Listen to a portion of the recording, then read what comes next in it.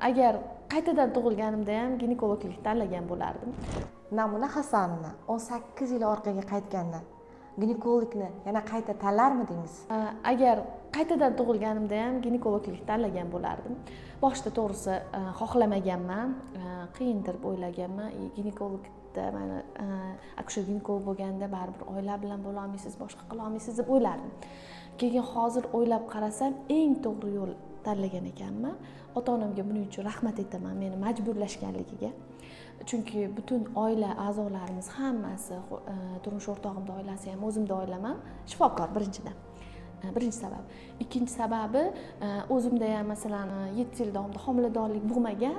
Shuni izlanib ginekologiya sohasini yoqtirib qolganman. Butun Toshkentda juda ham ko'p ginekologlarga borganman. Kim qanaqa dori beradi, kim qanaqa lecheniya qiladi, qanaqa podxod qiladi, shunaqa narsalar ko'p o'rganganman.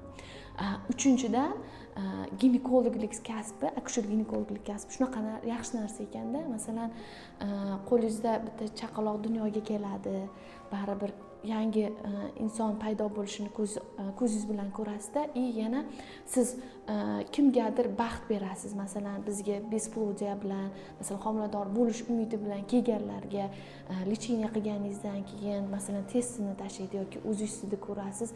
Endi bu juda ham katta baxt ekan. Keyin o'shanga boshida afsuslanganimdan hozir afsuslanaman. Demak, eng katta yutug'im bu meni kasbim. Yana bitta narsa, yangi tug'ilgan chaqaloqni ota-onasidan ham ko'ra oldin men birinchi ko'raman. Keyin onasiga taqdim qilamiz.